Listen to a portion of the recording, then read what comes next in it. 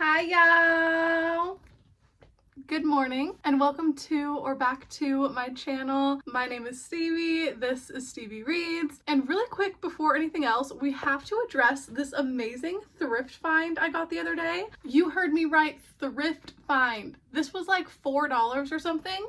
A classic OG like young Edward Cullen shirt.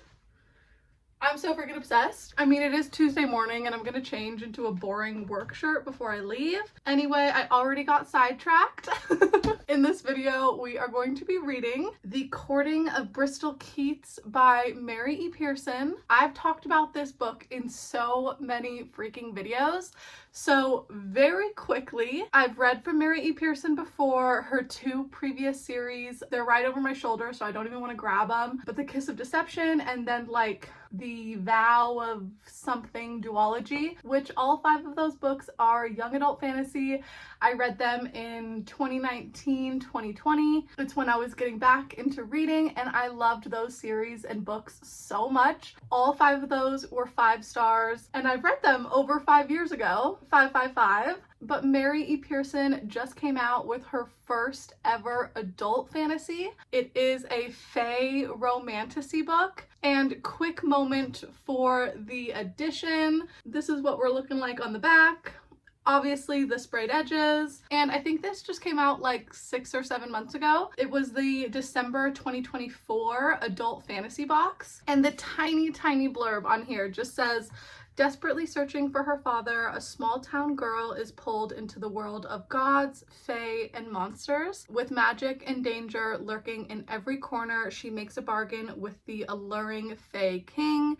But what secrets and betrayals await? Classic, classic, classic. Just a human girl making a deal with a fae king. We do have a reverse dust jacket.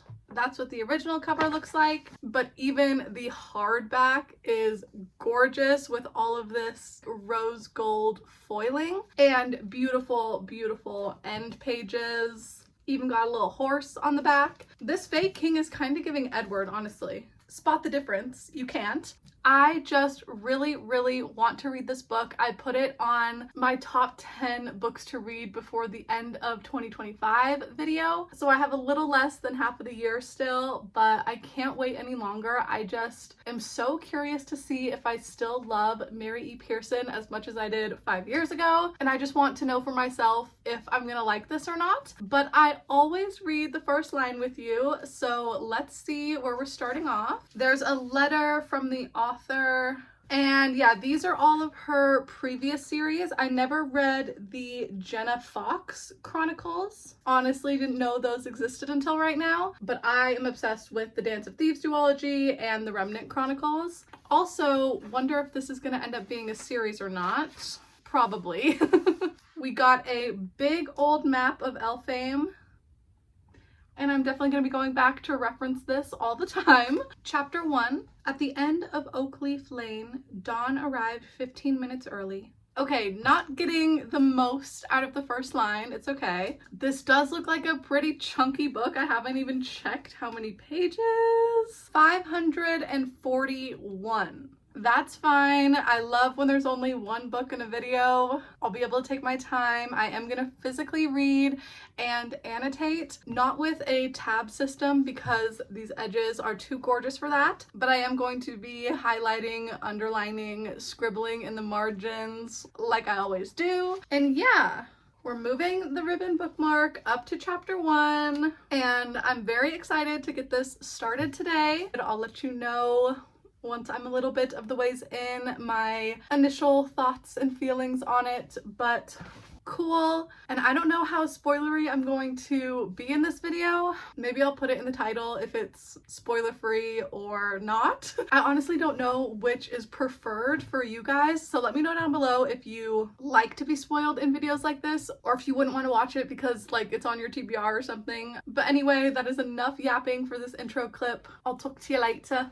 Hello, this is not a reading update. It's the next day and I've barely read anything. It's Wednesday afternoon at like 1 o'clock. And you might be like, why are you home at 1 o'clock? I did go to work today, but for some reason my period cramps have been hurting so bad today. And I'm on day like 2 or 3. Like, I don't know why. It has just been unbearable. And my boss is the sweetest angel. She could see I was in pain and was like, take your laptop home and, you know, you can work from home or just not work. Like, don't worry about it. Just get out of here kind of thing. So I did take my laptop. I came home, I ate lunch, and I really wanted to take a hot bath because that's just what helps instantly for my cramps, either a bath or a heating pad. But I feel like I just have to like nuke my uterus to a crazy temperature for it to not hurt anymore. So I go to run a bath and my tub is disgusting. I've been putting it off. It's like the chore I hate the most. So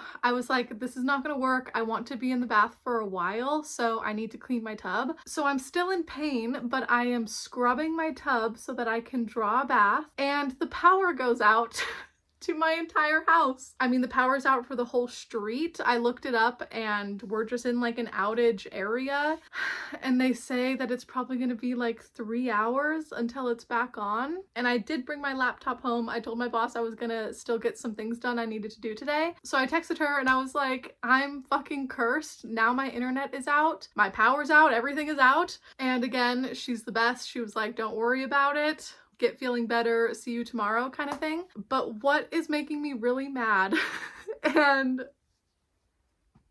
feeling like I just want to cry is I have a tankless water heater, and I don't really understand the functionality of that, but apparently it needs electricity to make the water hot. So when I finished cleaning the tub in the dark, it was just with cold water. So I can't draw a bath and I can't use my heating pad. I even just went down there for a second to sit, and my couch is like a recliner, but it's electric. So I can't even like sit back on my couch. And I don't know who is fucking with my voodoo doll today, but I feel a little defeated. My cramps still really fucking hurt. My phone has some battery left, but we'll see how long that lasts me. I can also read my book. I'm just so uncomfortable and in pain that I don't know if I'm gonna be able to focus on it, but I don't have the mental strength to explain what I've read, but I'm like 30 something pages in, so don't have a whole lot of opinions yet. I've enjoyed the writing and everything so far though, so I do think it's one I'm gonna like, but I don't know if I'm even in the headspace to read it. Maybe I will journal or something, but I really just want to take a hot bath. I want my heating pad. I texted my mom just complaining and like crying to her basically. And she was like, you can come over to my house, but that's a 30-minute drive. And I don't know if I have it in me. I'm just probably gonna lay in bed and watch a movie on my phone until it dies and hope for the power to come back on so I can draw the hottest bath in the world. Funny enough, my mom was already planning on coming over today. So she gets off work at 3, and by the time she gets over here, the power better be back on. Jordan is gonna make us dinner. We're gonna have burgers, so it is gonna be delicious. I just need to get through these next couple of hours, and I don't know why I'm being such a baby, but I've just been in pain all morning, and I finally got like hope that I was gonna be able to make it feel better. And then the fucking power went out. Like, what is my luck? Anyway, I'm gonna take some more Midol, probably double the dose. I don't even care at this point. I just need something to work because I'm going fucking crazy. Next day, once again, feeling a lot better today, thank God. And the power was only down for like a little over an hour yesterday, so I was dramatic for a little bit of yesterday.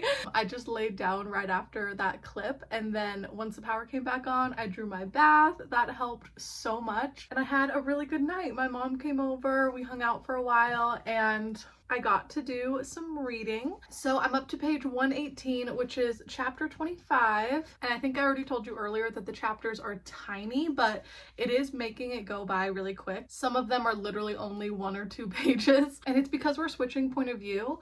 So Bristol is the main girl, and her chapters are a little bit longer. She's getting introduced to this Fae world, so there's a lot of world building from her point of view. But then we get chapters sometimes from Tygan's point of view. I think that's how you say his name. Tyghan.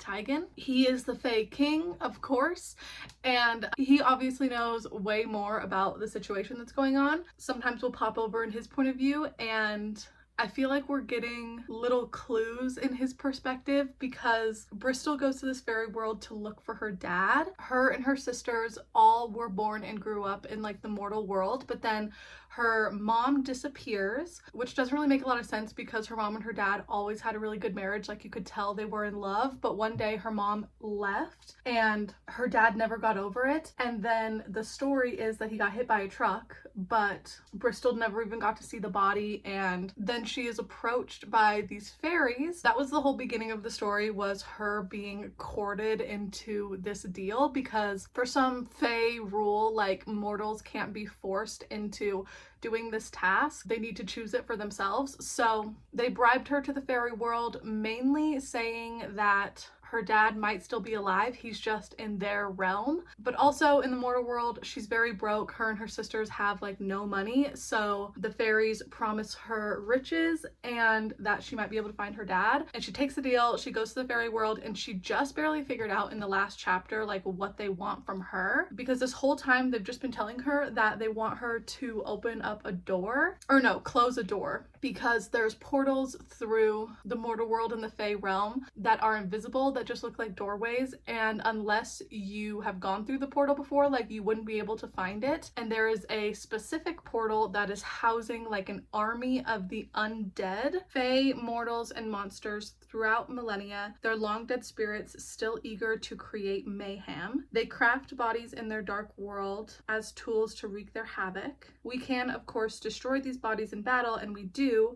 but the demons only return with reanimated corpses, leaving more terror in their wake. The very last couple lines of the last chapter was so funny. It was like Bristol sat back in her chair.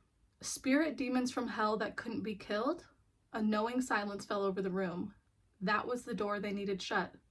Fine print, she thought. Always read the fine print. Because this whole time they're just like, oh, you just need to shut a door. And she's like, okay, I could shut a door. That's very easy.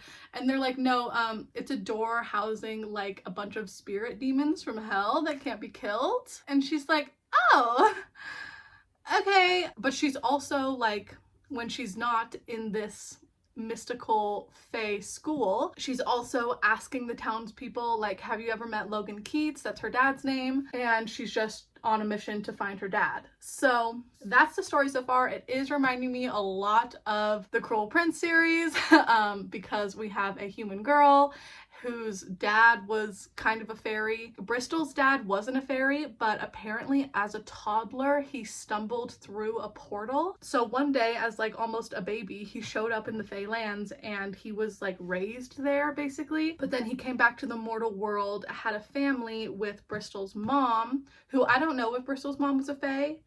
I don't know if that's been revealed yet, but yeah, her dad is human, but he was raised in the Fae realm. So it does make sense that he would be back there. Like there's a possibility he's alive, but also a possibility that he really is dead.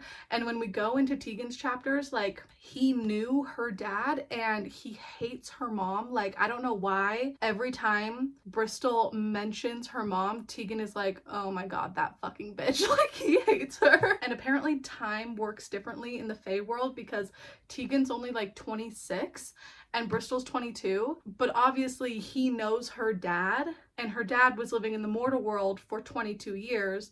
So I don't know, time like works differently there. I don't know how it all makes sense, but that is the convoluted version of the plot. And yeah, it just is very similar to a lot of Fae stories because it's a character who is not from this world being tasked with a mission, trying to figure out the lay of the land without getting killed. So yeah, that's where I'm at in the story, chapter 25. I'm definitely going to keep reading today. It is a much quicker read than I thought. It does look like a big, intimidating fantasy, but super easy to read. The writing so far is so beautiful, and it's basically all been set up, but now we finally know what this mission is. So I feel like we just got through the synopsis, and now the actual story is gonna begin. I think it's been a couple of days again. It's Saturday morning.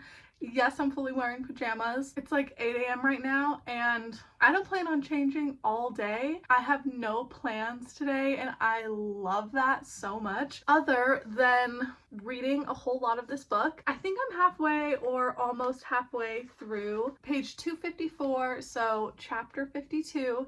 And I think I've decided I'm going to remain spoiler free. I know I told you in the last clip a little bit about the plot, but I don't think it was anything too revealing. So the plot is pretty convoluted, but essentially like we're mostly in Bristol's perspective. I do like that we switch POVs from time to time, never for very long, but even side characters that you wouldn't think about, like we just jump into other perspectives. But we're mostly in Bristol's head and she knows nothing about this world. She's very confused, just trying to find her dad and really missing her sisters back home. And then we have Tegan, who is hiding so many secrets, but the main one being that he knows who her parents are and her dad was his best friend at one point.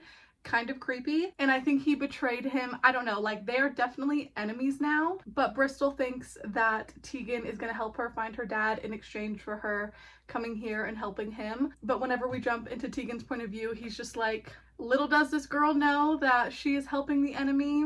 Sucks for her, kind of. Like, it's really messed up, but also like, you know, the tension is growing and she's like, why don't you give in? He's at least being a good guy in that sense where he's like, you know, she doesn't know the truth about everything. I don't want to get something started when she doesn't know that she's helping the person who is going after her father. So it's very, very messy, but I do like the imagery of like this fae world. It sounds so beautiful and it is giving like spring summer vibes with all of the flowers and the trees. Every night she goes to like dance in a meadow, like so I am hoping to get a lot of this read today. Like I said, it's a Saturday with no plans, so best day ever for a reader. And then tomorrow I will have a lot of time to read as well, other than I have a baby shower in the morning and me and Jordan will probably hit the grocery store in the afternoon. And I got the present for the baby shower yesterday, so I still need to wrap it, but how cute. So I'll do that today, wrap the present, read my book, probably do some laundry, and I started a new TV show that I'm loving, so I'm going to have to force myself not to watch that all day. But yeah, anyway, as far as the romantic-y aspect, they have not even kissed yet, so pretty slow burn. Okay, sorry if you can hear a lawnmower. Jordan is like 10 feet away mowing the lawn right now. But very quick update. I just took the thumbnail, so that's why the dust jacket is on right now. But I didn't read as much as I wanted to yesterday. I don't know why I'm such a TV girl right now, but if you watch MTV's The Challenge, I was so excited when season 40 came out, but I don't have actual cable TV, so I've been waiting for the whole season to drop on Paramount Plus. And then the person's Paramount Plus who I was schmoozing off of, they canceled their plan, so I just barely yesterday, or no, I think it was Friday afternoon, signed up for like the 7-day free trial. And I think I'm on episode like 14 or something already. Like they're getting close to the final. I swear most of my day yesterday was filled with reality TV drama goodness. So honestly, no regrets. It was the best time ever. But it means that I only got up to page 318, chapter 66. But where I'm at in the story is really interesting. And if I wasn't so captivated by this new season, I'm sure I'd be reading more. But Bristol is finding out a lot about herself and her family. Things that she thought she knew her entire life are not actually the case. And so she's second guessing a lot. But I feel like she's finally understanding this world more and how she fits into it. Because honestly, for the entire first half, she was a lost little lamb. And now I feel like she's starting to like get her sea legs or whatever the fuck that means. Like she was plopped into a world that she didn't even know existed. So she definitely needed like an adjustment period, but now she's starting to uncover secrets about herself and the people that she thought she trusted this whole time. And it is starting to get like juicy drama. And I still have over 200 pages to go. So I really need to get some reading done today, but I'm heading off to a baby shower right right now. Then I think me and the hubby are gonna hit the grocery store and hopefully have a nice chill night. If I'm being honest, I might keep watching the challenge just till I finish it. It really has its hooks in me, and I am kind of ahead on videos right now. So I don't know. If you also make some type of content, it's probably relatable, but because I work full time, I feel like all of my free time is either reading or editing or thinking about what I need to say in my next clip. Like, I love doing it and it's still so fun for me. But this weekend, what's really fun for me is the motherfucking challenge. So yeah, anyway, that's how I'm feeling. I'm not going to push myself because I am liking this story and I don't need to rush it. And I have a pretty busy morning anyway. So Monday morning, super sad that it's Monday morning. Don't want to go to work, but also sad that I have not finished this book yet. I'm on page 390. So chapter 79. So only 150 pages left. Okay, I'm feeling a little bit better about that, but sadly this is not feeling like a 5-star, at least right now. I mean, I can't lock in that answer because it's not done yet, but the last like 100 pages or so is starting to piss me off a little bit, because from the beginning we have known that Tigan, whatever the fuck his name is the Fae King. He obviously knows way more about this world. He knows Bristol's father, even though he's acting like he doesn't. They're enemies, a war is happening, and they are on different sides, but he is using Bristol to try to close these portals because it's hereditary and she has the magic in her blood. And Tigan was more than willing to let her know that her mom and her dad have lied to her entire life. They've been to Fairy before, they knew about this world, and they never filled her in on her actual history. So Bristol is still looking for her dad, but she's mad that she has been kept in the dark for so long. She knows he was probably trying to like protect her or whatever, but doesn't change the fact that she feels like nobody trusted her with the truth and was like the only person in the dark for so long. And then because it's dual POV, we can see that Tigan has been doing that for the last fucking 100 pages. Like, he will figure out something in his point of view that is directly related to Bristol, and he'll tell his counselors and everything, like, I'm not emotionally involved. I can separate like being a king / being her lover, because at this point they've finally like gotten together. Although I will say that the spice level is around like 2 out of 5. Like, it was on page, but it was very quick, and then since it's just been like fade to black, so kind of makes sense because Mary E. Pearson has only written YA before this, so it's always been fade to black, but this is definitely not like spicy. So anyway, but then we jump into Bristol's point of view, her having a conversation with Tigan, and she'll like notice that he's acting weird or just like holding something back, like keeping a secret,